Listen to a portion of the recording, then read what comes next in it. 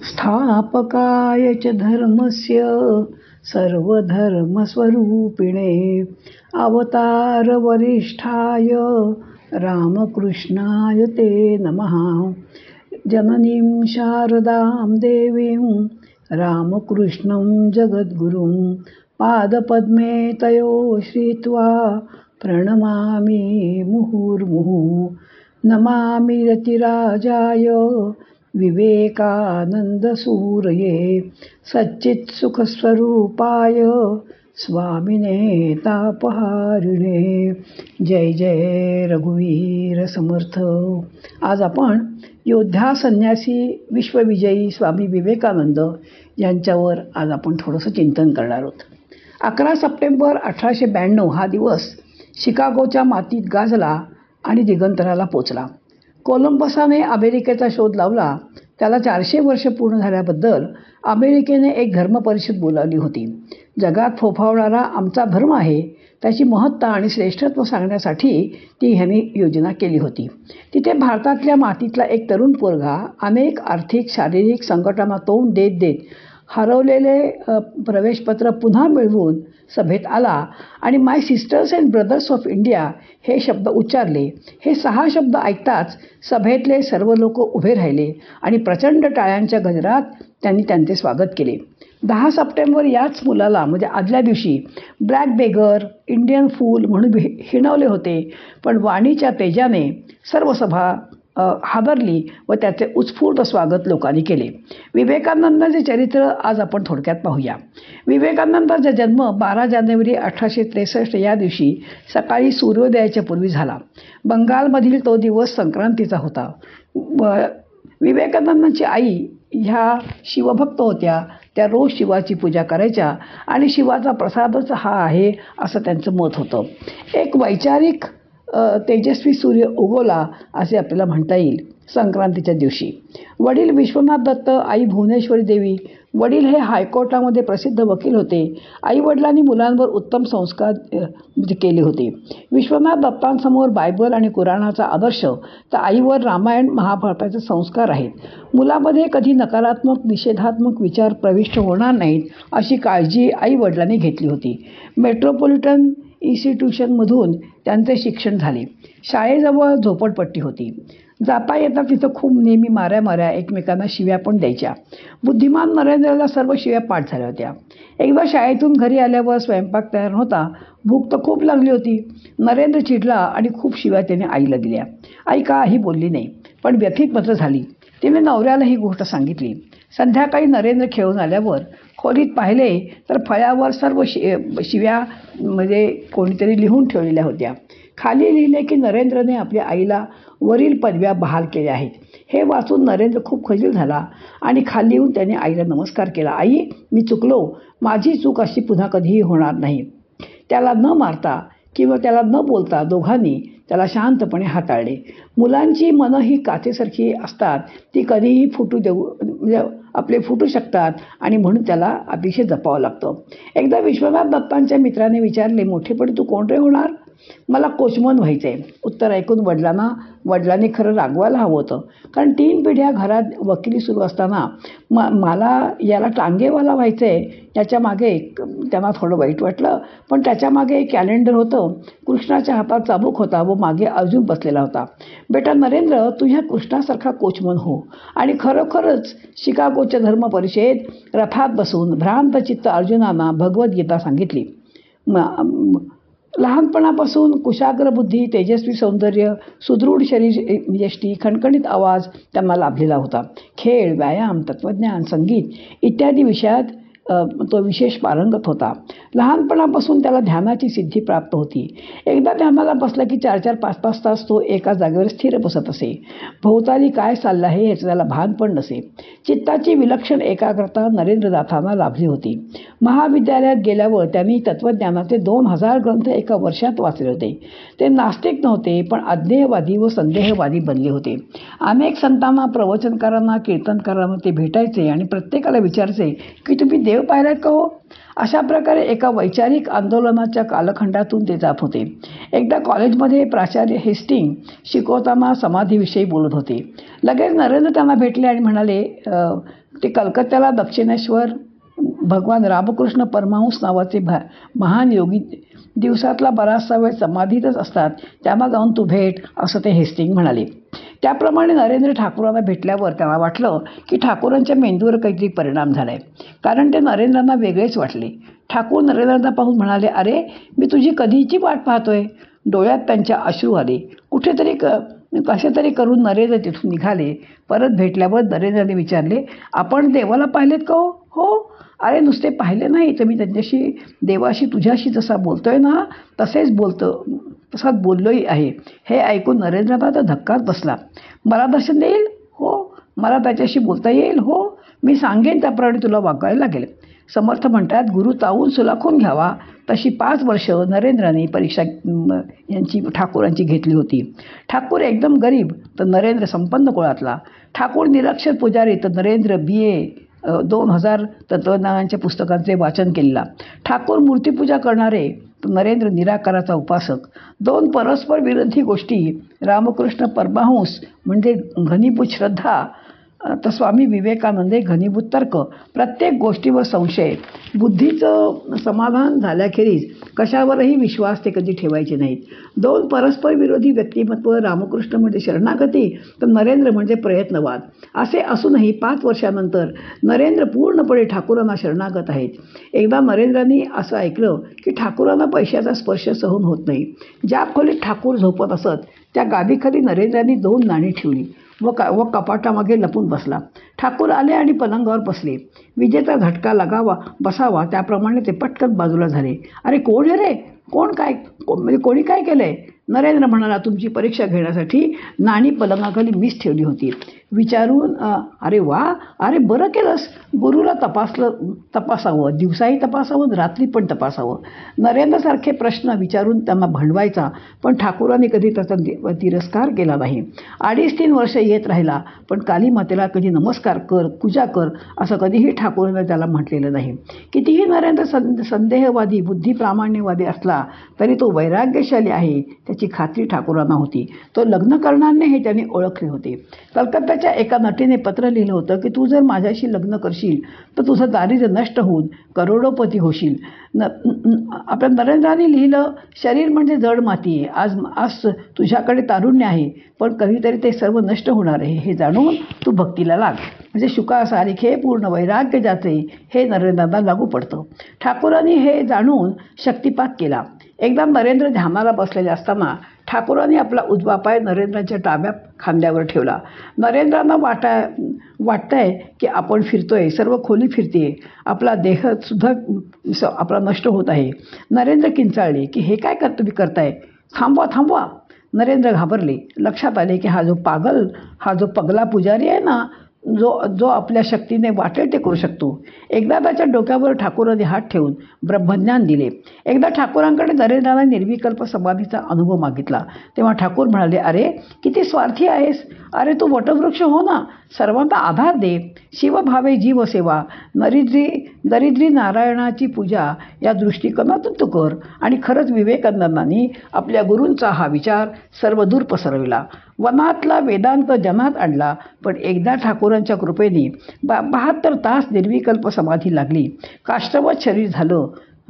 3 दिवसांनी नरेंद्र देहबोधावर आले. पुढे नरेंद्रांना निर्विकल्प समाधी लावायचा प्रयत्न केला, पण त्याची किल्ली ठाकूरांनी स्वतःकडे ठेवल्याने नरेंद्रांना यश आले नाही. नरेंद्रांच्या BAच्या परीक्षेच्या वेळी वडिलांनी देह ठेवला होता. वडील संपन्न होते. रोज अनेक लोक घरी जेवायचे, पण उद्याची बेगमी वडिलांनी कधीही न केल्याने सर्व घर पल्लक झालं होतं. खायचे वांदे पडू लागले. नरेंद्र हवालदिल झाला. त्याला नोकरी पण मिळाली नाही. ठाकूरांकडे गेले आणि संबंध आपलं दुःख सांगितलं. जा आईकडे जा, तुला काय हवं ते माग. कालीमातेकडे ते गेले. आईने तिच्या स्वरूपात त्यांना दर्शन देऊन विचारलं, काय हवं आहे तुला? मला विवेक दे, वैराग्य दे, भक्ती दे, ज्ञान दे. असे 3-4 वेळा झालं. शेवटी ठाकूरांनी आशीर्वाद दिला, सर्वांना पोटभर जेवण मिळेल.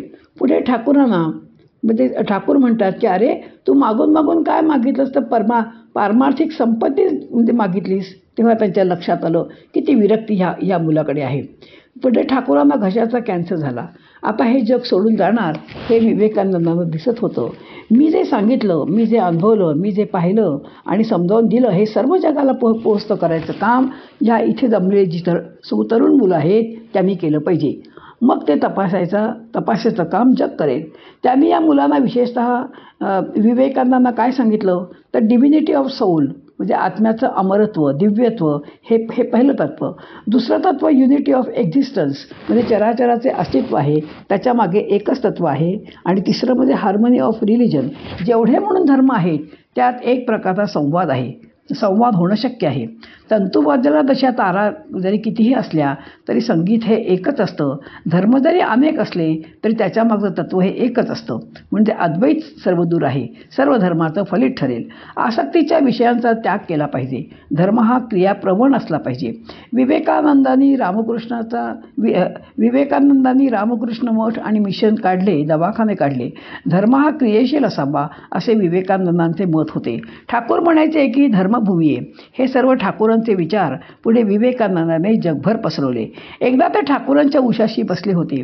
सर्व शरीर जर्जर झाले होते ठाकूरांचे विचार केला नरेंद्रांनी की हे खरोखर त्यांच्यात देवत्व आहे का, विजयी आहेत का असं ते स्वतःला म्हणतील का. लगेच रामकृष्ण म्हणाले, अरे पूर्वी जो राम झाला, जो कृष्ण झाला, तो या कुडीमध्ये रामकृष्ण झालाय. अजूनही तुला याबद्दल तुझ्या मनात संशय आहे का. 16 ऑगस्ट 1886 साली ठाकूरांनी जग सोडलं. यापूर्वी काशीपूरच्या बागेत 1 जानेवारीला सर्व शिष्यांना बोलवलं. ज्याला जे हवं ते रामकृष्णांनी भरभरून दिलं आणि म्हणाले, आता मी भिकारी झालो. सर्वांना मुख्य म्हणजे आत्मज्ञान दिलं. आजही कल्पतरू दिवस म्हणून प्रत्येक रामकृष्ण मठामध्ये 1 तारखेला तो मनवतात. मूर्तीपूजेला प्रथम न मानणारे विवेकानंद नंतर कालीमातेला मानू लागले. कालीमातेने दर्शन दिल्यावर विवेकानंद साकारावरील श्रद्धा वाढली व ती शेवटपर्यंत कायम राहिली. अमेरिकेत जेव्हा संकटे आली तेव्हा ओलीबुल हे लेगेट यांनी त्यांना त्यात मदत केली. तेव्हा ते म्हणायचे, कालीमाता त्यांच्या रूपाने धावून आली. ते म्हणायचे, मी यंत्र आहे आणि ती यंत्री आहे. एके दिवशी नरेंद्रनाथांना रामकृष्ण म्हणाले, माझ्याकडे साधनेतून प्राप्त झालेल्या 8 सिद्धी आहेत. या सिद्धींचा तुला पुढच्या आयुष्यातील कार्यात मदत होईल. त्या सिद्धी मला तुला द्यायची इच्छा आहे. नरेंद्रनाथ म्हणाले, ईश्वराची प्राप्ती आणि सत्याचा लाभ हे माझे जीवनाचं ध्येय आहे. सिद्धीच्या मागे लागलो तर सर्वनाशच होईल. पहा, लोक सिद्धीच्या मागे लागतात, वाढतात, पण इथे उलटच झाले. सिद्धी द्यायला तयार आहेत ठाकूर, पण हे घ्यायला तयार नाहीत. ठाकूरांना अतीव आनंद झाला. नरेंद्रांची विरक्ती पाहून कोणचा गुरु खुश होणार नाही हो. आदर्श गुरु शिष्यांची जोडी अजरामर झाली. जे जग कृष्णाचं आहे या भावनेने सर्व जीवांवर दया केली पाहिजे. समाजसेवेचा भाव रामकृष्णांनी त्यांच्यात संक्रमित केला. जीवनात क्षणाक्षणाला जी माणसे भेटतात त्या सर्वांमध्ये ईश्वर पाहायचा हीच सर्वश्रेष्ठ साधन आहे. शिवज्ञानाने जीवसेवा मनात असं वाटता कामा नये की मी त्याच्यावर कृपा करतोय. ठाकूर म्हणायचे, अरे तू जीवावर कोण रे दया करणार, तू तर कीटाणुकीटक आहेस. जीवावर दया तू काही करू शकत नाहीस. शिवज्ञानाने जीवसेवा नरेंद्रनाथांचा आवाज जीवसेवा या भावनेने त्यांची पूजा करत जा. त्यांचा आवाज खूप मधुर होता. रामकृष्ण त्यांची वाट पाहायचे. टेकड्यावर उभे राहून कलकत्ताच्या दिशेने पाहून हाक मारायचे. नरेंद्र जायला लागला की ते रडायला लागायचे, जाऊ नकोस. आल्यावर त्याच्याकडनं भजने म्हणून घ्यायचे. एकदा नरेंद्र म्हणाले, इथे मला भरताची आठवण येते. तो हरणात आसक्त झाल्याने त्याला दुसरा जन्म हरणाचा मिळाला. हे ऐकून ठाकूर कालीमातेकडे गेले. विचारले व अर्ध्या तासाने ते त्या कालीमातेकडून त्याला भेटून परत आले. म्हणून मी तुझ्यावर प्रेम करतो रे. तू काहीतरी नाही चुकलो व अर्ध्या तासाने परतले. म्हणाले, जा साल्या, तू काहीतरी म्हणतोस. तू नारायणाचा अवतार आहेस म्हणून मी तुझ्यावर प्रेम करतो. किती निष्पाप आणि निर्मळ ठाकूरांचं मन होतं बघा बरं. ठाकूर म्हणत, गंगेच्या पाण्यावर काठी टाकली की तिचे 2 भाग होतात, परंतु खरे पाहतात 2 भाग नाहीत, एकच भाग असतो. तसा मी आणि नरेंद्र एकच आहोत. आरंपूर येथे या सर्व तरुणांना रामकृष्णांनी संन्यास दीक्षा दिली होती. नरेंद्रनाथ विविदिशानंद झाले. राखाल स्वामी ब्रह्मानंद, शशी स्वामी रामकृष्णानंद, शारदा स्वामी त्रिगुणातीतानंद, गंगाधर स्वामी अखंडानंद, योगानंद, तर शरद महाराज हे शारदानंद झाले होते. हे सर्व स्वामी जगाला प्रकाश देणार आहेत त्याची स्पष्ट जाणीव रामकृष्णांना होती. रामकृष्ण परमहंसांनी मोठ्या कौशल्याने नरेंद्रनाथांना आणि ह्या सगळ्या मुलांना घडवलं होतं. आमूलाग्र त्यांच्यामध्ये परिवर्तन केलं होतं. ठाकूरांच्या निर्णयानंतर शारदा मातेच्या इच्छेनुसार त्यांच्या परवानगीने सर्वजण भारत भ्रमणाला गेले. स्वामीजी अलवारला आले. त्यांचे राजे मंगलसिंह बहादूर मूर्तीपूजा न मानलेले होते. स्वामीजींचे व्यक्तित्व, इंग्लिशावरचे त्यांचे प्रभुत्व पाहून विद्वत्ता पाहून सर्वजण अचंबित व्हायचे. एकदा स्वामीजींनी राजेसाहेबांचा फोटो काढला व दिवाणजीला त्यावर थुकायला सांगितले. थुंकल्या राजेसाहेब म्हणाले, अहो सर्व लोक मला या फोटोत पाहतात ना, तुम्ही असं काय केलंय? तसेच आम्ही पण रामकृष्ण देवीला या मूर्तीत पाहतो आणि म्हणून त्याची आम्ही पूजा करतो. अहो ही लाकडाची किंवा दगडाची पूजा नसून त्या दैवतांच्या गुणांची पूजा असते. लगेच राजेसाहेबांना चूक कळली व त्यांनी विवेकानंदांच्या पायावर डोकं ठेवलं. राजे लोकांकडून किंवा श्रीमंतांकडून त्यांना काही नको होतं. कोणाकडून ते काहीच घेत नसत. फक्त तिकीटपत्र काढून घ्यायचे, अन्यथा ते पायी प्रवास करायचे. पुण्याला स्वामी लोकमान्य टिळकांकडे राहिले होते. एकदा प्रवासात श्रीमंत व्यापारी कुटुंब समोर त्यांच्या गाडीत बसले होते. दुपारी डबा त्यांनी उघडला. अनेक व्यंजने ते खात होते. हावरटपणे तुटून पडले होते सगळे लोक. व्यापारी म्हणाला, हे सर्व जे मिळवायला ना कष्ट करावे लागतात, नुसते संन्यास घेऊन भागत नाही बरं. स्वामीजी मला खरं आहे तुमचं बोलणं.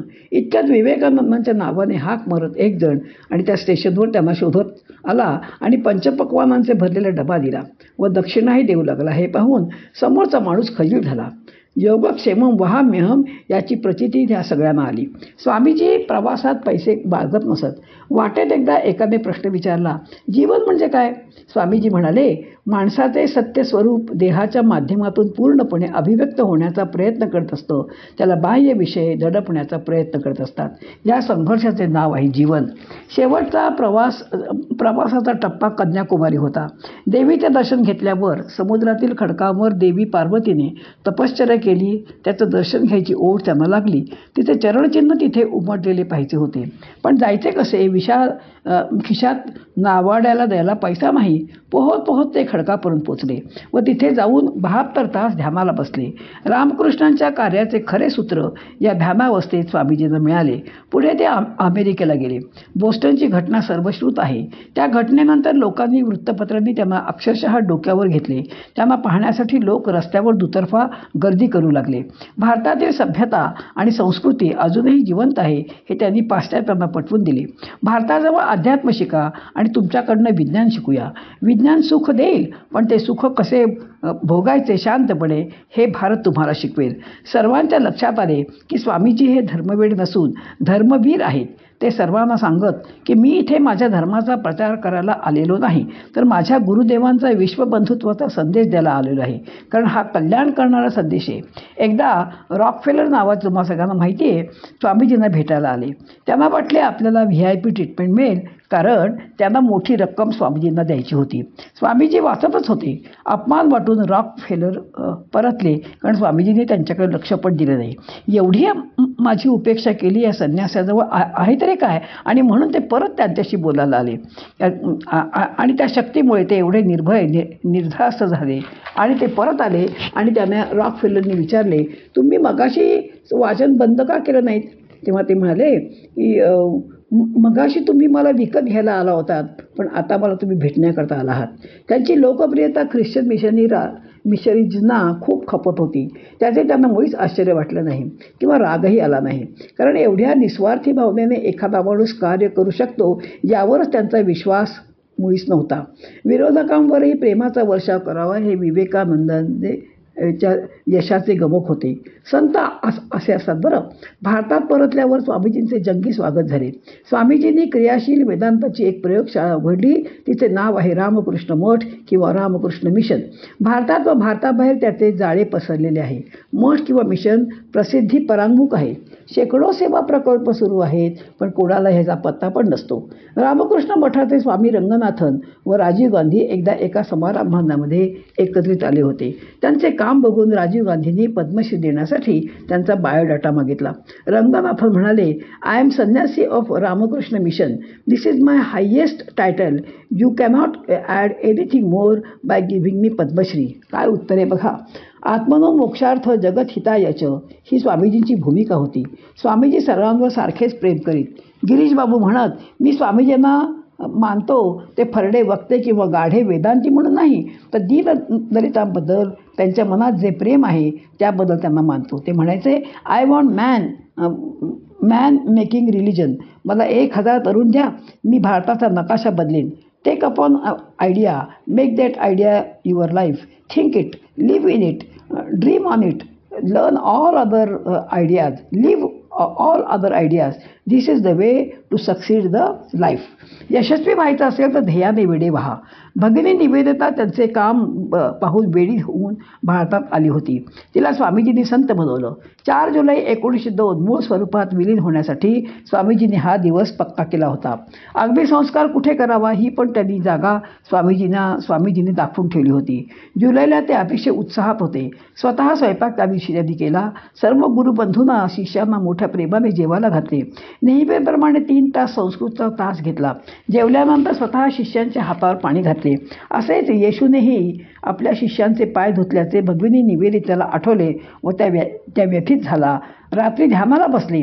दक्षिणेश्वरची खिडकी उघडून आपल्या गुरुनाथांनी लांबूनच नमस्कार केला. रात्री झोपले. हातात माळ होती. तोंडाने जप सुरू होता. हातातून माळ निसटली. स्वामीजींनी जगाचा निरोप शांतपणे घेतला. 5 जुलै 1902 अलीकडे गंगा नदी वाहतीये. शेजारी चंदनाची चिता जळत होती. आई भुवनेश्वरी जवळच उभ्या होत्या. आईने पाहिला होता छोटा हट्टी नरेंद्रनाथ बिले. आईने पाहिला होता नेसलेले धोतर भिकाऱ्याला देणारा दानशूर नरेंद्रनाथ. ईश्वराच्या शोधासाठी वणवण हिंडणारा नरेंद्र. या आईने पाहिला होता नोकरीसाठी धडपडणारा नरेंद्र. आईने पाहिला होता रामकृष्णाच्या सहवासात संपूर्ण भावांवर झालेला विविशिषानंद. या आईने पाहिला होता भारत भ्रमण करणारा परिव्राजक विवेकानंद. आईने पाहिला होता हिंदू धर्माची पताका जागतिक व्यासपीठावर फडकविणारा आपला मुलगा विश्ववंद्य विवेकानंद. या आईने पाहिला होता गोरगरिबांची सेवा करणारा मानव मित्र विवेकानंद. भुवनेश्वरी देवीने शंकराकडे दैदिप्यमान बुद्धिमान मुलगा मागितला तसा तो तिला मिळाला. एखाद्या हिऱ्याप्रमाणे चमकला. पण शेवटही माऊलीला बघावं लागला. एका डोळ्यात कौतुक तर आपल्या दुसऱ्या डोळ्यात दुःखाश्रू होते. तिचा लाडका बिले चंदनाच्या चितेवर चिरविश्रांती घेत पहुडला होता. या भगवती निवेदिता, धीरोदात्त, शारदा माता हे सर्व दृश्य बघत होत्या. स्वामीजींची शाल मिळावी अशी या भगवती निवेदितांची खूप इच्छा होती. पण कशी मिळणार? गंगा नदी वाहत होती. वारा सुटला होता. ज्वाळा आकाशाला भिडत होत्या. इतक्यात स्वामीजींच्या अंगावरच्या शालीचा तुकडा उडाला व निवेदितांच्या पायाशी येऊन पडला. अतिशय आनंद झाला, कारण त्यांना विवेकानंदांकडून प्रसाद मिळाला होता. शब्द त्यांचे आठवले की विवेकानंद ही व्यक्ती गेली तरी विवेकानंद ही शक्ती चिरंतन राहील. विवेकानंद हे विचार चिरंतन राहतील. त्यांचा हा अखेरचा संदेश असा आहे, each soul is potentially divine. The goal is to manifest the divinity. Do this either by work or by worship or by philosophy or by psychic control. This is the whole religion. Doctrine, dogmas, temples, books are but the secondary details. जय रामकृष्ण, जय विवेकानंद. आदरणीय सुनील दादांची आज मला खूप आठवण झाली. पहिले ते 3 श्लोक जे म्हटले ना, ते अतिशय करुणामयी आवाजात हे दादा म्हणायचे. रामकृष्ण मठ पुण्याला त्यांनी 1 महिनाभर विवेकानंदांवर ते अतिशय चांगले बोलले होते. विवेकानंदांवर मठात बोलणं इतकं सोपं नाही, कारण सगळे संन्यासी विद्वान आणि ज्ञानी होते. पण त्याच्यासमोर त्यांनी उत्तम बोलले. त्या व्याख्यानांची मदत मला झाली, म्हणून त्यांना म्हणजे दादांना आणि विवेकानंदांना मी साष्टांग नमस्कार करते. जय जय रघुवीर समर्थ.